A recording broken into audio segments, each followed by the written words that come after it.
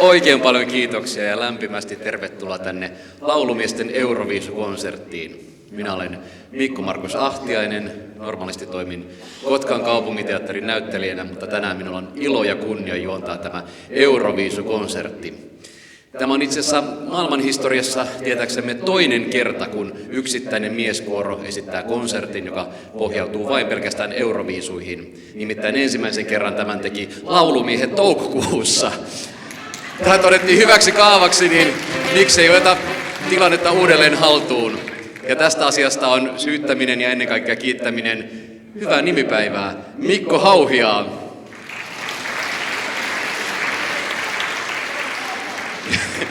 Kiitos. Hän on suunnitellut konsertin, sovittanut kappaleen, kapellimestaroinut näitä upeita miehiä. Ja sen lisäksi hän soittaa koskettimia, joten aika hikinen urakka hänellä on eessään. Apunaan hänellä on bassovarressa Marko Kuusela. Kitarassa Teemu Seppälä. Ja uutena tulokkaana meidän Euroviisuperheeseemme aina yhtä upea Katrin Nahtikal viulussa. Silloin kun toukokuussa pidettiin edellinen keikka, niin ajattelin, että oliko se tipitin syytä, että oli niin upea keväinen päivä, niin tuli siihen tulokseen, että täytyy olla, koska tässä syyslokakuun taitteessa, niin siellä on ihan hirveän upea keväinen päivä tänäänkin, niin täytyy olla tipitin syytä, joka ilman muuta ansaitsee paikkansa ensimmäisenä kappaleena, koska se on ensimmäinen suomalainen menestystarina. 7. vuonna 1962 päätynyt kappale on jäänyt ikuisesti suomalaisten korviin. Kappaleen teki Kari Tuomisaari ja suomalaiset saivat äänestää, että kuka kappaleen esittää Euroopassa, Euroopan yleisön edessä. Vaihtoehtona oli jo hieman kokeneempi Kai Lind tai sitten nuori tulkas Marion Rum, joka valittiin, ja hän hurmasi suomalaiset ja eurooppalaiset upealla kappaleellaan. 2 vuotta myöhemmin Suomi oli jälleen 7. Silloin esittäjänä Lasse Mortensson, joka myös itse sävelsi kappaleen Laiskotellen. Tekstin kirjoitti Sauvo Puhtila ja täytyy sanoa, että se on erinomainen toinen kappale, sillä mikä sopisi paremmin tällaiseen sunnuntaiseen tunnelmaan kuin Lasse Mortensson ja Laiskotellen. Upeat laulumiehet, olkaa hyvä!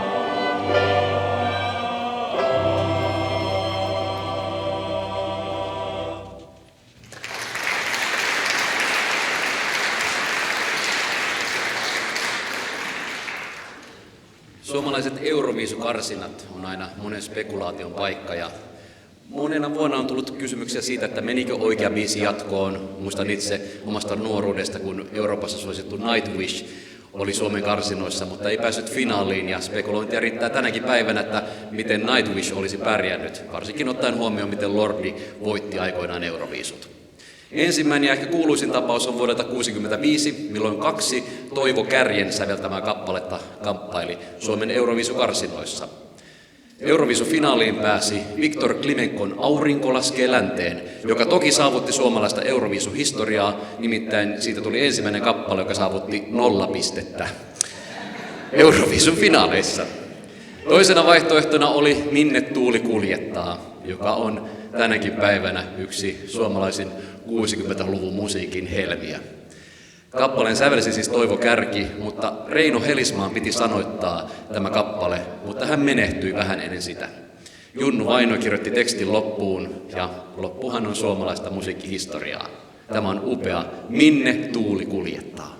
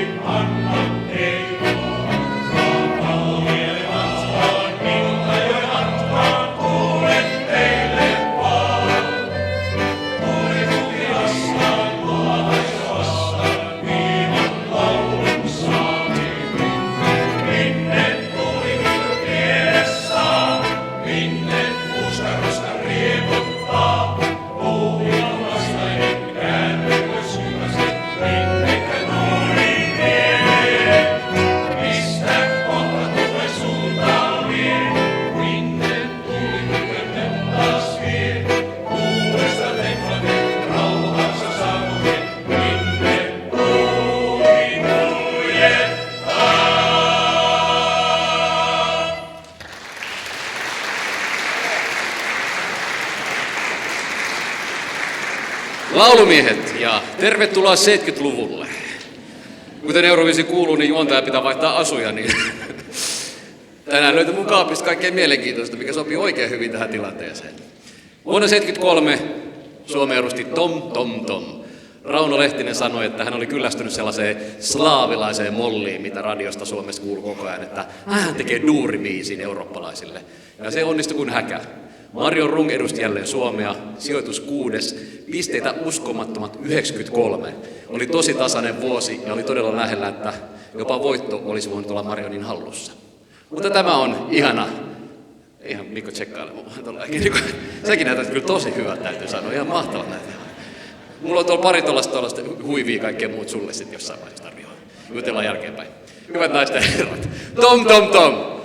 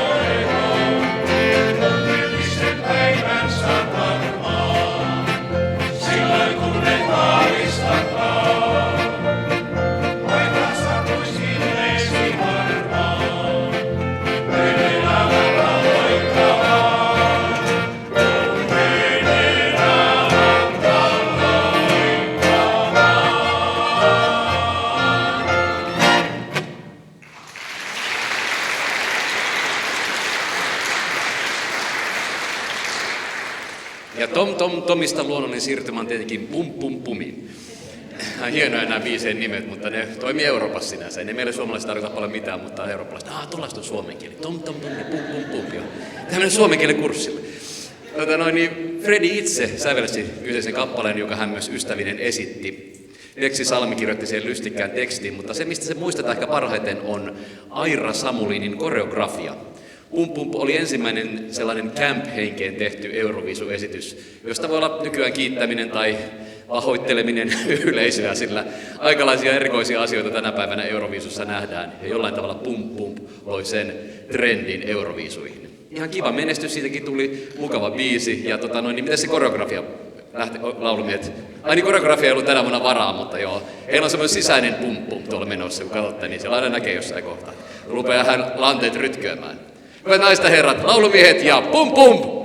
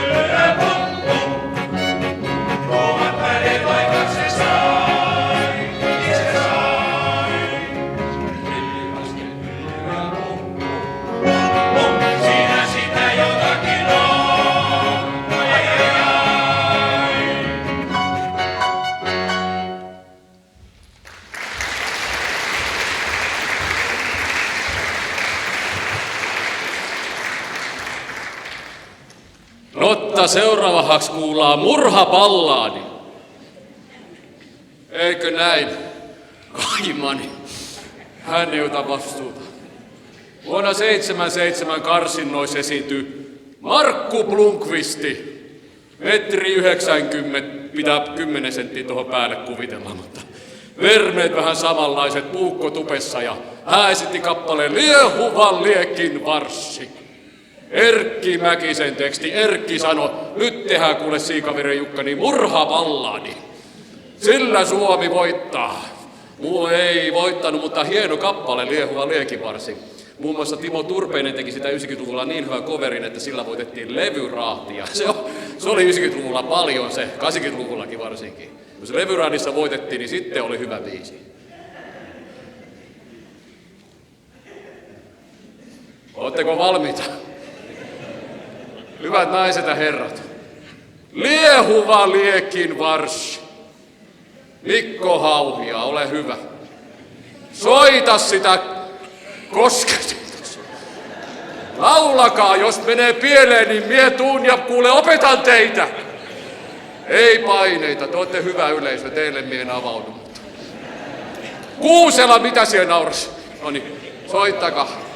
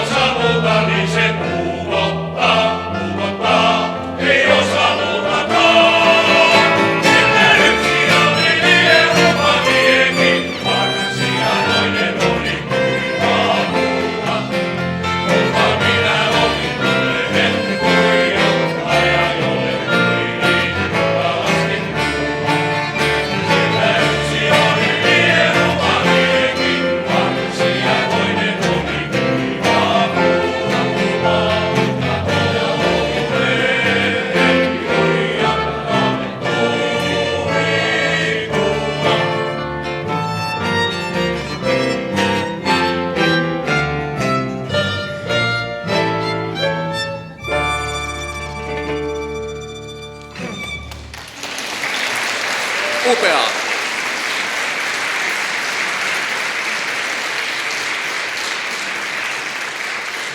Se äskeinen kaveri pyysi kertomatta hyvin meni pojat heidät. Mikko Hauhia, upeata työtä. Antakaa pienet aplodit tässä kohtaa.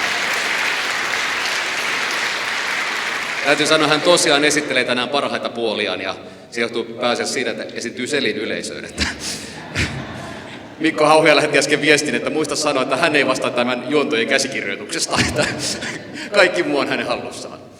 Hei, pysytään vuodessa 1977, se oli hieno vuosi. Kuullaan 2 kappaletta siltä vuodelta. Kappale, joka voitti Euroviisut ja kappale, joka edusti Suomea. Kappale, joka voitti Euroviisut, oli upea L'Oiseau et l'Enfant, eli Lintu ja lapsi, jonka esitti Mari Miriam vuonna 1977.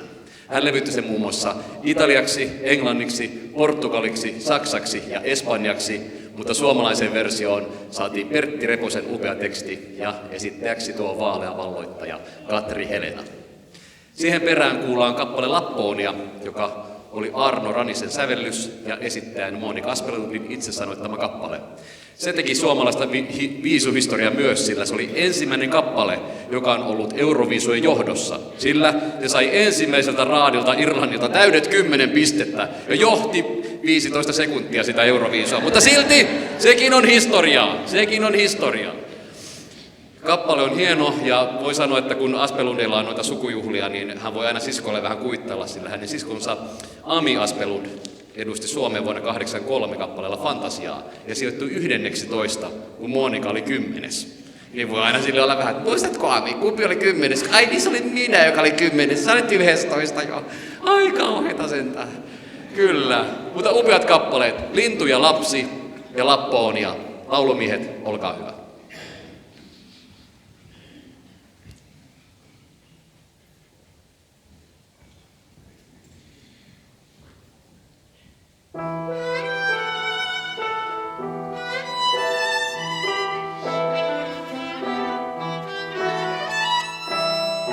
Lapsella vain voi silmät niin loistaa, lintu ja luun hän katsella saa.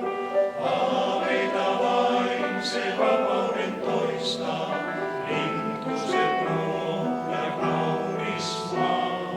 Kauniina niinä aloilla aivan, tuuli kun vain on ystävä sen. Alta se pois ja huomen ja laivan, laulu se on niin valkoinen.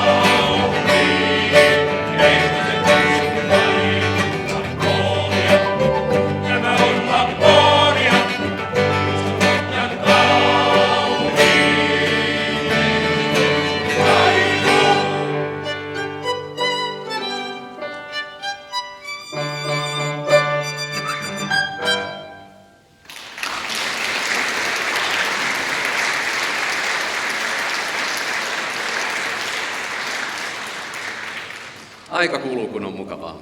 Nimittäin on yksi kappale vielä ennen väliaikaa. Euroviisussa on kaikkea sellaisia perinteitä ja yksi sellainen perinne, kuten näissä monessa kappaleessa kuullaan semmoinen sävelaskeleen nosto, niin sanottu modulaatio, niin monet Euroviisufanit toteavat, että silloin kun tulee aina biisissä modulaatio, niin pitää ottaa snapsi. Se ehkä kertoo siitä, että minkä takia koskaan se kappale, mikä ensimmäisen esitetyn finaalissa ei voita, ja keskimmäiset pärjää parhaiten ja niitä viimeisimpiä kukaan ei enää muista. Ja tälleen vaan kun väliaika on tulossa, niin sitten jos te haluatte ottaa jokaisen modulaation kunniaksi juoman, niin en ehkä suosittele, että mennään yhdellä yhteisellä modulaatiolla eteenpäin. Mutta väliajalla meidät vie hieno kappale nimeltään Hengaillaan. Jo kerran mainittu Jukka Siikavire. Muistetaan monista yksittäisistä kappaleista, juurikin Hengaillaan, Liehuva liekinvarssi ja muun muassa Nukkumatti, Nukkumatti lasten upeasta unilaulustaan. Tässä kappaleessa Jussi Tuomisen sanat vievät meidät juna-asemalle ja tulkita Kirkalta oli ikimuistoinen. Kirkalle tämä oli tärkeä kappale siitäkin syystä, että hänen uransa oli vähän hiipunut. 60-luku lähti vauhdilla, 70-luku oli tosi hyvää menoa, mutta sitten alkoi suosio hiipua, levyt ei enää myyneet. Mutta Hengaillaan oli paluu huipulle ja sitä vielä vahvisti sen jälkeen, kun hän voitti Surunpyhit silmistä, niin kappaleella Syksyn sävelen, joka johti siihen, että hänestä tuli yksi suurimmista suomalaisista artisteista kautta aikojen. Tämä on ihana kappale, tämä on saanut oman nimikko-ohjelmansakin. Lauantai-iltaisin alkuvuodesta nähdään visailuohjelma Hengaillaan, joka perustuu ruotsalaiseen formattiin På spåret. Itse pidän kovasti molemmista, varsinkin ruotsalaisesta, mutta kyllä nämä suomalaisetkin on hyvän viihdeohjelman saanut kasaan. Mitenkäs? Edetäänkö vielä Hengaillaan ja sitten pidetään pieni breikki. Hengaillaan väliaika ja jatketaan sen jälkeen 80-luvulta eteenpäin. Kiva, kun olette täällä.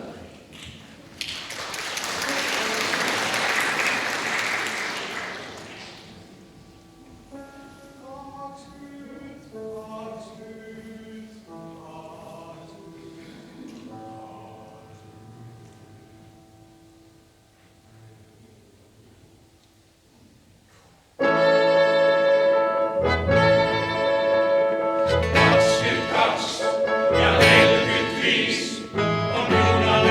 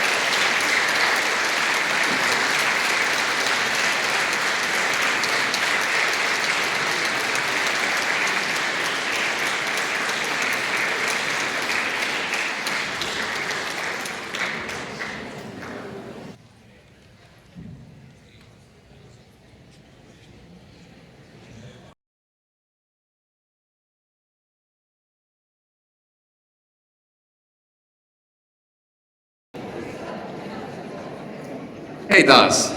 Kiva nähdä teitä. Oliko hyvä väliaika? Jes, ja modulaatio on hyvä sopivassa määrin, kiitos. Tähän tokapuoliskon alkuun hypätään hetkeksi pois tästä suomalaisen Euroviisun aikajanalta ja kuullaan 2 upeaa kappaletta, joilla on voitettu Euroviisut. Ensimmäisenä kuullaan itse Mr. Eurovision, herra Euroviisun, Johnny Loganin kappale What's Another Year. Ennakkotiedosta poiketen aloitamme kappaleella What's Another Year, joka oli Johnny Loganin ensimmäinen kappale, millä hän voitti vuonna 1980. Sen perään hän voitti vuonna 1987 kappaleen Hold Me Now, ja sen lisäksi hän on säveltänyt Linda Martinin kappaleen Why Me, jolla Irlanti voitti vuonna 1992. Ja ottaen huomioon, että Irlanti ja Ruotsi molemmillaan 7 voittoa, niin täytyy sanoa, että Irlanti saa olla vielä kiitollinen Johnny Loganista pitkään, jos he pitävät tämän ykkössijan hallussaan. Siihen perään kuullaan tämän vuosituhannen yksi tunnetuin Euroviisuvoittaja, Norjan Fairy Tale, jonka sävelsi sanoitti kappaleen esittäjä Alexander Rybak itse. Kappale on suuri hitti ja edelleen radiossa tänä päivänäkin monesti kuultu. Ja Lordi piti hallussaan uuden Euroviisufinaalijärjestelmän pisteennätystä siihen asti, kunnes Alexander Rybak tuli viuluineen ja Fairy Taleineen ja teki uuden ennätyspistemäärän. Mutta kuten huomaatte, meidän upeat laulumiehet vähän vielä venyttelevät paikkojaan, niin mulla on ilo ja rakkaus kutsua lavalle yksi tämän kaupungin upeimmista äänistä.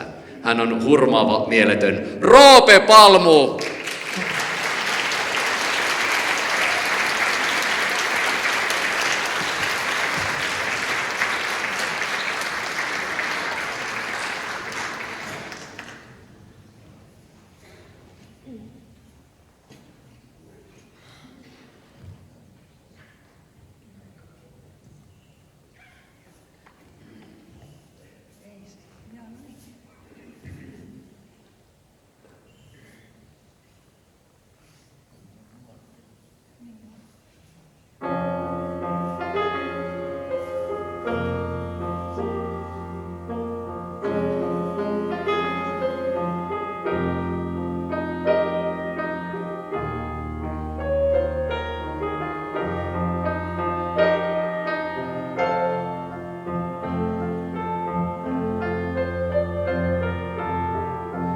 I've been waiting such a long time, looking out for you, but you're not here.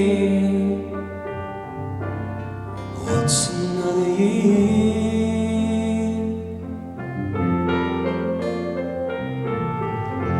I've been waiting such a long time, reaching out for you, but you aren't near. What's another year?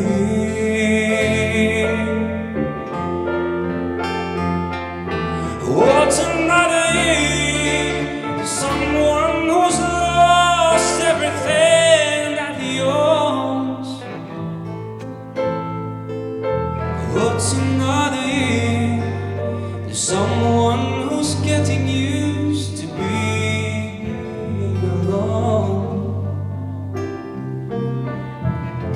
I've been praying such a long time, 'cause that's the only way to hide my fears. What's another year?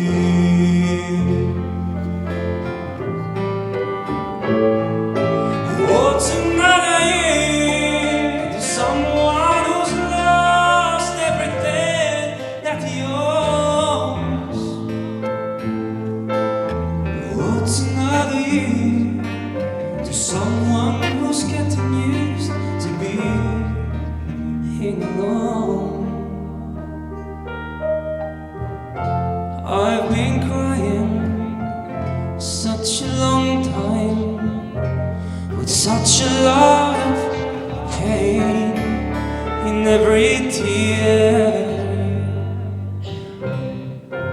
What's another year? What's another year? What's another year?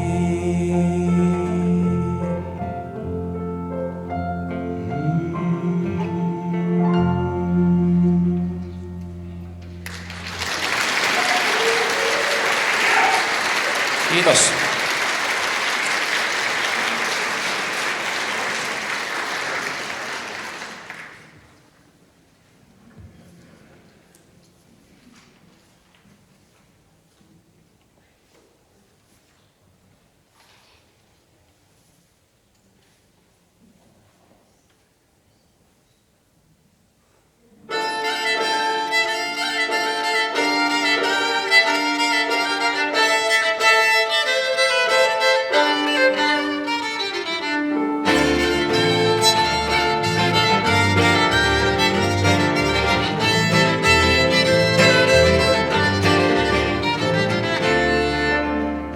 Years ago, when I was younger, I kinda liked a girl I knew.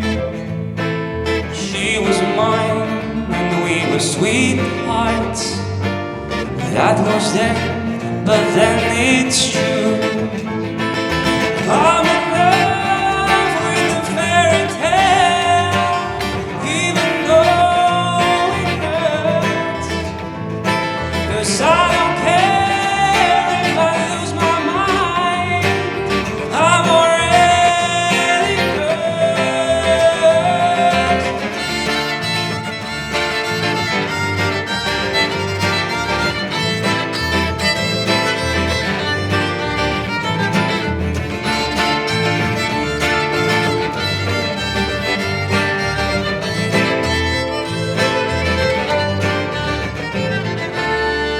Every day we started fighting, and every night we fell in love.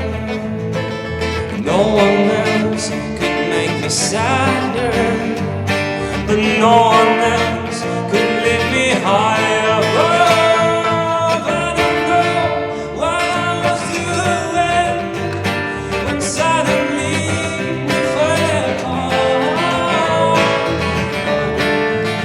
I cannot find her, but when I do, we'll get a brand new start. I'm in love with the fairy tale, even though it hurts. 'Cause I don't care if I lose my mind, I'm already hurt.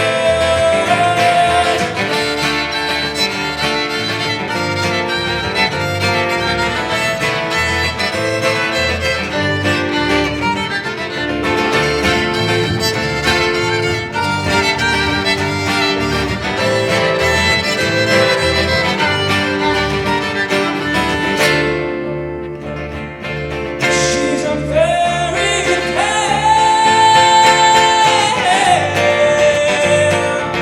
even though it hurts. 'Cause I don't care if I lose my mind, I'm already hurt.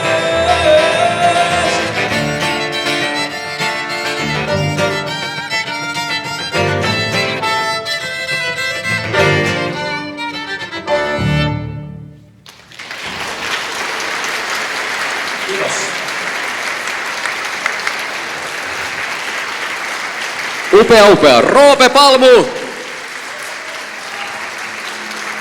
Ja viulussa Katrin Nahtikal.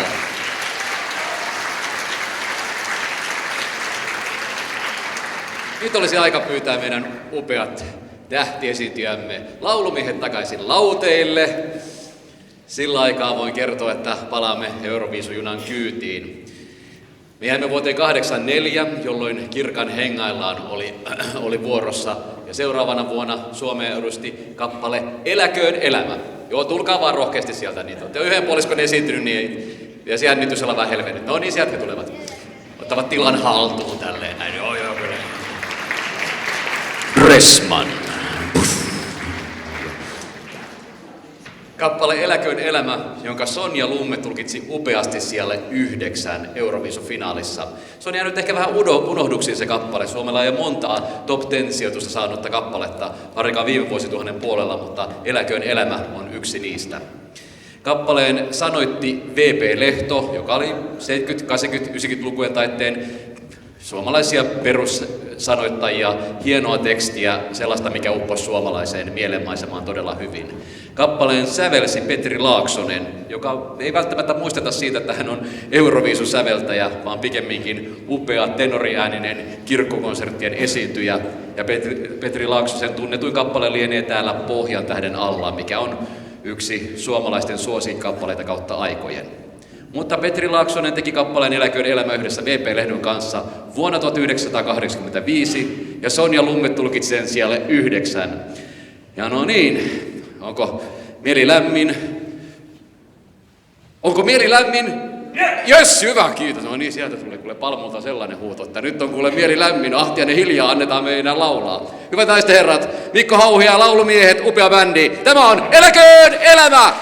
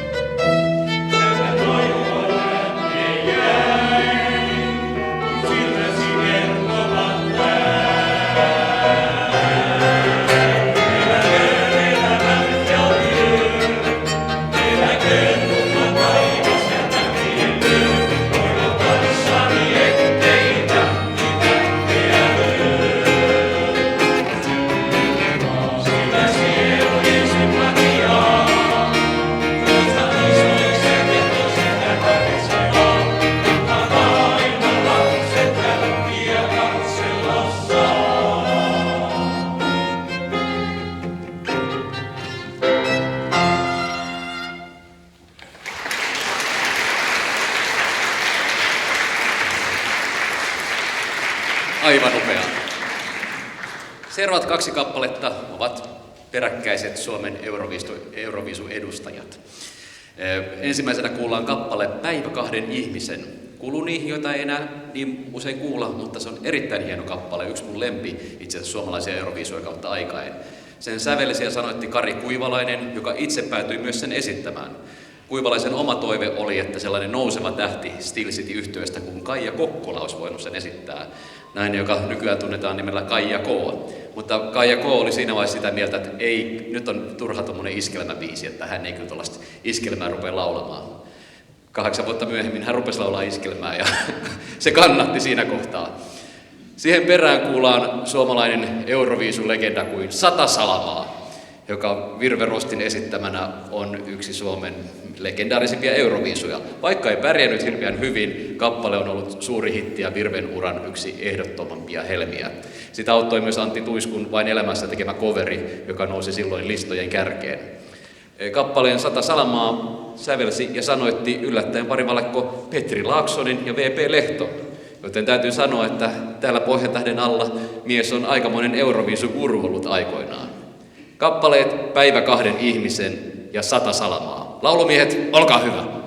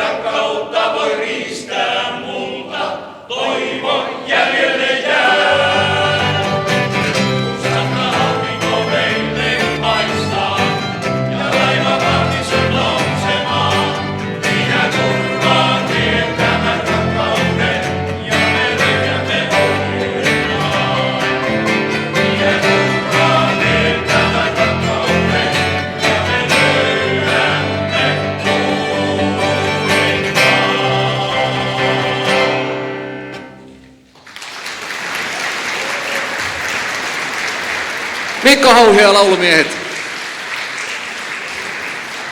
Tervetuloa 90-luvulle. Mikko Hauhio on kuulemma järkytti mun 70-luvun asuja. Nyt hän on suorastaan sanaton. Että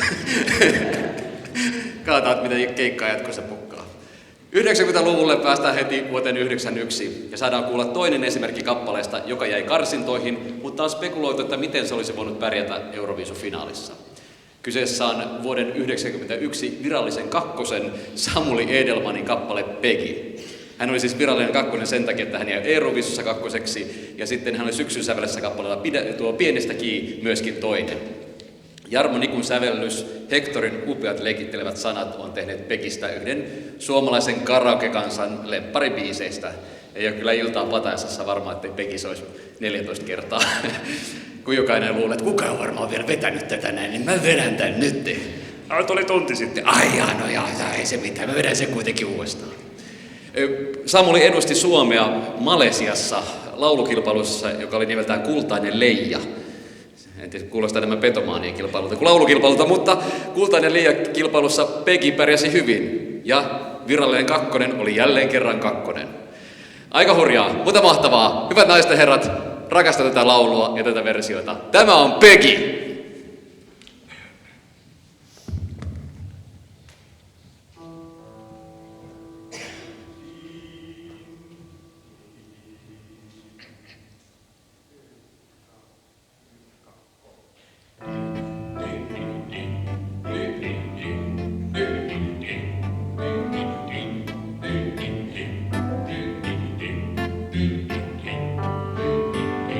Maistui vaimealta, viini vieraitten, liian katkealta, puhut kaljojen, tulen Euroopasta. Pohjolasta päin, kainalossa vastaan. Sauna nimittäin, olen jonkkini viissä, mutta nyt jääköltä lyydemissä. Niiden juomisenkin vain on syynnekissä.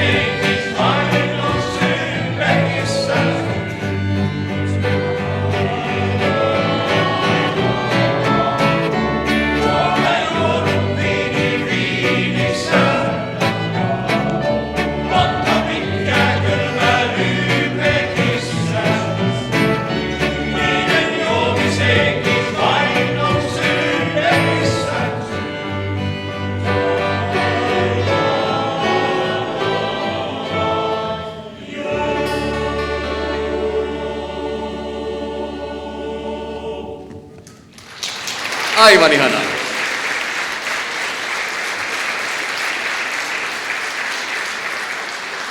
Hector muuten kertoi, että biisi oli alun perin nimeltään Eki. Mutta kun sille ei löytyy sopivaa naislaulaa, niin se muuttui Pekiksi sinänsä. Mutta se Ekikin oli ihan hieno versio vetää tässä kohtaa. Hei, haluan nostaa tässä vaiheessa hattua ja käsiä yhteen tuonne nurkkaan. Kiitos tekniikka, kiitos Hans Lindqvist. Upealta kuulostaa meininki täällä näin. Täällä on aina ilo esiintyä täällä konserttitalolla, kun on turvallisissa käsissä. Ja pieni mainos myös siitä, että ensi keväänä 27. huhtikuuta kello 16 konserttitalolla Kotkan laulumiehet johtajana Mikko Hauhia muistelee Juise Leskistä ja Kirka Babitsinia. Aivan huikean hieno konsertti tulossa ensi keväänä. Kannattaa tulla sitäkin katsomaan ja säästäjänä ei ole enempää eikä vähempää kuin Lenni-Kalle Taipale, joten pienet sille.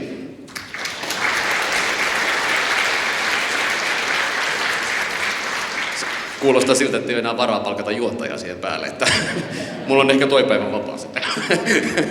Kyllä, mutta sitten yhdistykäämme, olkaamme yhdessä, kuten Salvatore Toto Cutugno vuonna 1990. Upeat laulumiehet seuraavaksi vaihtavat kielen sujuvasti Italiaan ja kuulemme vuoden 90 voittoisan Italian kappaleen Insieme, jonka Toto Cutugno sävelsi Euroopan yhdistymistä ajatellen. Suomeksi kappale kantoi nimeä Yhdessä 1992. Toto Cutugno on erittäin tunnettu Suomessakin ja hän rakasti Suomea erittäin paljon. Täytyy sanoa varmaan siitäkin syystä, että ihan hyvän tilipussin hän suomalaisilla on saanut, koska hänen kynästään on tullut moni suomalainen cover-hitti. Tunnetuin lienee Olen suomalainen, mutta muun muassa kappale Afrika muuntautui Junnun tekstinä Danin Kuusamoksi. Markku Aron Etsin kunnes löydän sun, Marion Señorita por favor, da. Tai vaikka Kari Tapio, joka monia muitakin kuin Olen suomalainen, levytti Toto Cutugnolta. Muun muassa itse Kari Tapio suomensi kappaleen, joka kulki nimellä Juna kulkee. Toto Cutugno on huikea artisti ja ansainnut paikkansa täällä näin. Ja täytyy sanoa, minun on suorastaan kihelmöi kuulla, kuinka laulumiehet tulkitsevat Italiaa. Señorita son por favor. Insieme. Ja laulumiehet.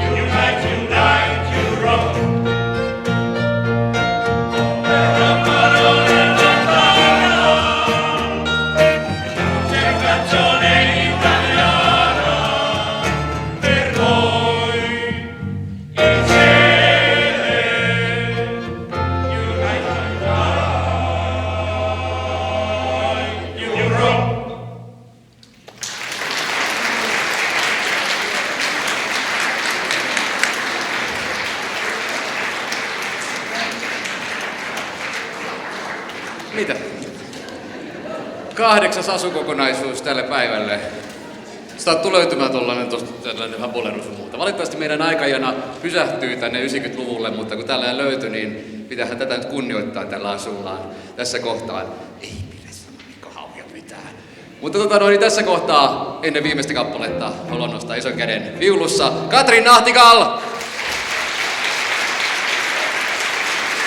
Kitarassa Teemu Seppälä.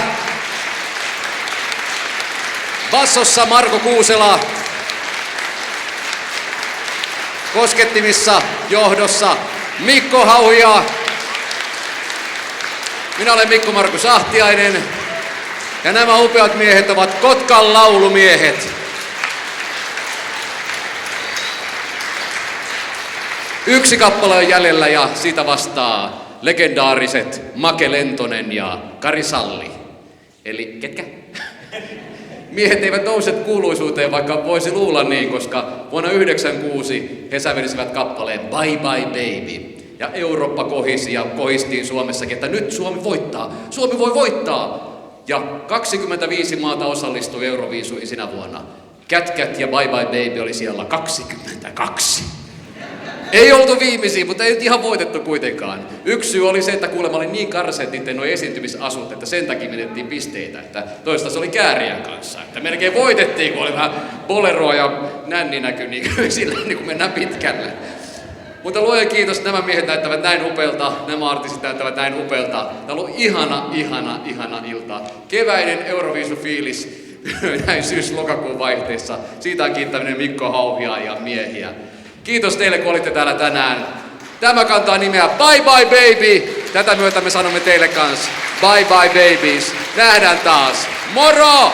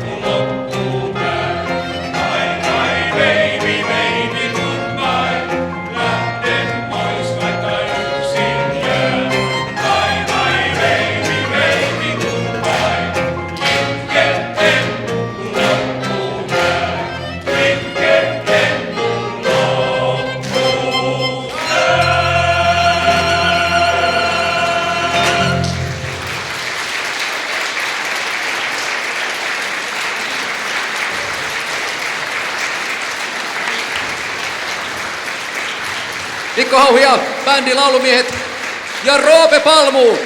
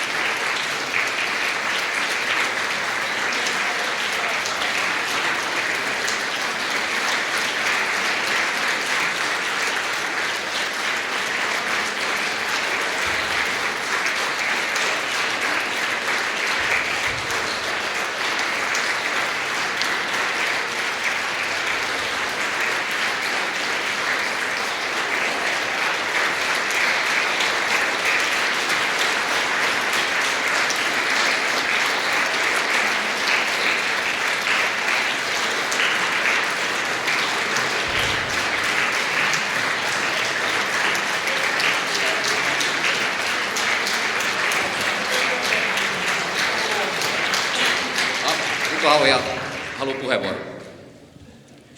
No, ilmeisesti on aiheellista, että joku kappale vielä ehkä uudelleen esitetään, kun nyt tuli runsaita äblöitä. Mutta tosi vaikea valita, että mikä. Nyt pikainen lautakunnan kokous tähän kohtaan. No, Päiväkahden ihmisen, illan viimeinen hidas. Otamme sen. Hyvät naiset ja herrat, vielä kerran Kari Kuivalaisen upea Päiväkahden ihmisen, joka kuultiin itse asiassa englanniksi finaalissa nimellä Never the End. Teemu Seppälän toiveesta tämä hieno biisi päättää tämän illan. Kiitoksia teille. Antakaa mennä tyypit, nauttikaa.